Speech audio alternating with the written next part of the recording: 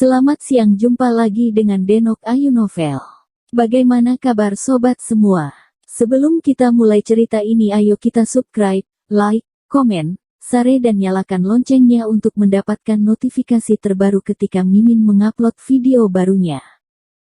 Menantu bodoh yang hebat, bab 819 terbelah 1.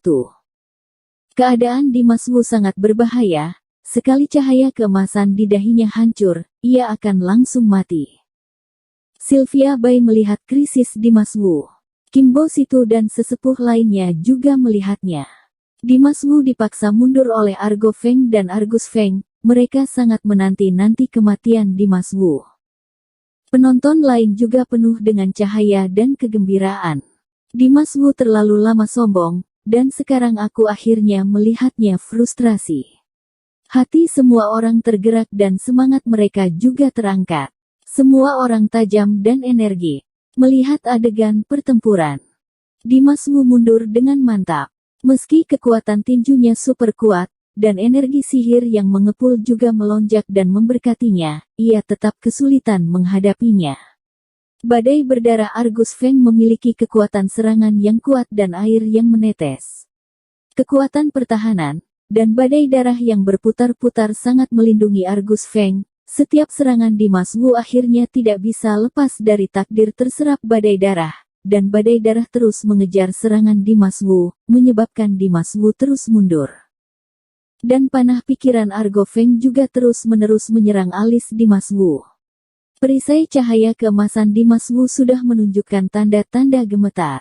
Saat Dimas Wu mundur, ia harus terus memperkuat pelindung energi sejatinya. Lambat laun Dimas Wu sudah kelelahan, tiba-tiba badai berdarah Argus Feng meraung dan mengembun di atas kepala Dimas Wu. Badai berdarah yang sangat besar itu seperti awan merah, sangat menekan Dimas Wu.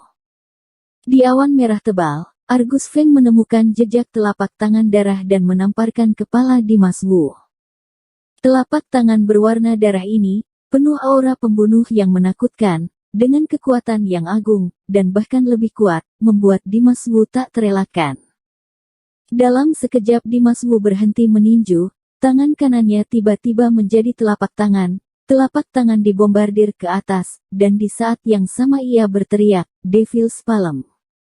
Begitu Devil's Palm keluar, gelombang kekuatan yang mengguncang langit menyerang dengan keras, menembus semua perlawanan, dan dengan keras menyerang cetakan telapak tangan berdarah besar yang runtuh. Baang! Kekuatan Devil's Palm Dimas Wu dan telapak tangan berwarna darah Argus Feng saling bertabrakan, dan suara guntur pecah, mengguncang akibat gelombang. Energi mengerikan itu menghancurkan kumpulan awan merah tebal, dan badai gas darah menghilang sama sekali. Sosok Argus Feng muncul. Dia menukik ke bawah, memukul Dimas Wu dengan satu telapak tangan, dan keduanya bertabrakan dengan telapak tangan mereka. Namun, akibatnya, kedua telapak tangan keduanya masih saling bersaing dan tidak roboh. Namun di saat berikutnya, situasinya menjadi jelas. Kekuatan Devil's Palm Dimas Wu jatuh di bawah tekanan telapak tangan berdarah Argus Feng, dan akhirnya tidak bisa melawan, meledak dan lenyap. Jejak telapak tangan berdarah itu terus ke bawah, dan langsung mengenai Dimas Wu. Puff! Dimas Wu memuntahkan seteguk darah dan langsung jatuh ke tanah. Dimas Wu menahan rasa sakit yang parah, mati-matian memaksakan kekuatannya sendiri, dan terus-menerus membasuh kekuatan yang mengikis darah di tubuhnya. Di saat yang sama, ia juga mengaktifkan teknik pemulihan untuk memperbaiki cederanya. Namun, Argus Feng dan Argo Feng tidak akan memberi Dimas Wu terlalu banyak waktu untuk bernapas. Argus Feng mendarat dengan cepat dan sekali lagi mengeluarkan badai berdarah, menyerang Dimas Wu yang jatuh ke tanah. Menantu bodoh yang hebat, bab 820 terbelah 2. Kekuatan Argo Feng masih dilepaskan, terus menyerang dahi Dimas Wu. Dimas Wu merasakan niat membunuh, tanpa memikirkannya. Dia segera berguling dari target serangan, lalu dengan cepat berdiri dan mengerahkan kekuatannya lagi untuk mengeluarkan cahaya keemasan dan perisai energi sejati di antara dahi. Dimas Wu tidak melawan, dan sambil menghindar dengan cepat, dia terus memulihkan luka-lukanya. Argus Feng tidak ada kesabaran untuk bermain kejar-kejaran dengan Dimas Wu. Dia hanya ingin menyelesaikan Dimas Wu secepat mungkin. Jadi, dia sekali lagi mengeluarkan badai darah yang dahsyat, membumbung ke langit, lalu dengan cepat menukik ke bawah. Badai darah mengembun menjadi kelompok awan merah. Telapak tangan berwarna darah Argus Feng menyerang dari tumpukan awan, dibungkus dengan kekuatan penghancur dunia, dan membombardir Dimas Wu.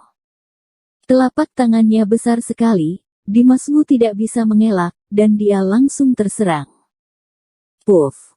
Dimas Wu menyemburkan darah lagi, dan tubuhnya jatuh kembali ke tanah. Pada saat ini, semua pertahanan Dimas Wu sudah hancur, dan luka-lukanya semakin parah. Salah satu kakinya sepertinya telah melangkah ke gerbang hantu, dan dia terbaring di tanah dengan sekarat.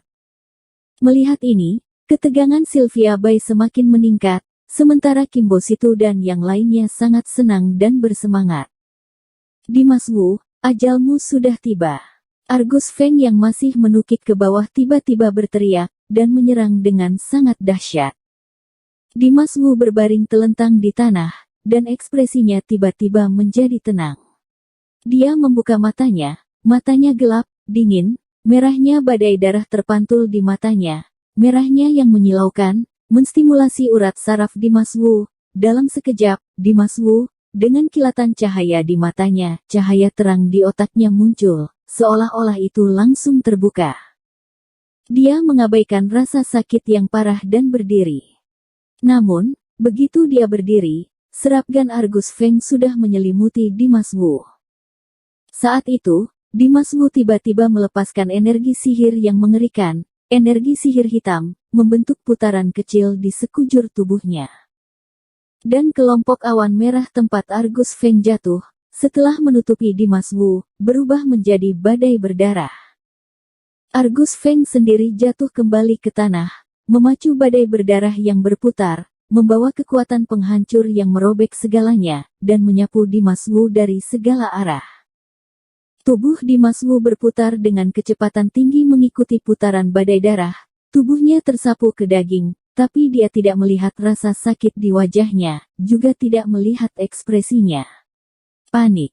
Matanya yang gelap seolah melepaskan cahaya hitam, cahaya itu menembus semuanya dan melesat ke mata Argus Feng di tengah badai berdarah. Argus Feng di tengah badai gas darah, menatap mata dingin gelap Dimas Wu. Dia benar-benar merasakan napas dingin kematian.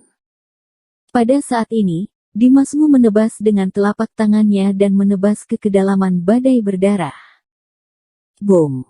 Sebuah pisau palem menghantam, pedang yang ganas memaksa energi sejati, membelah badai darah yang kuat, dan membelah di badai yang berputar.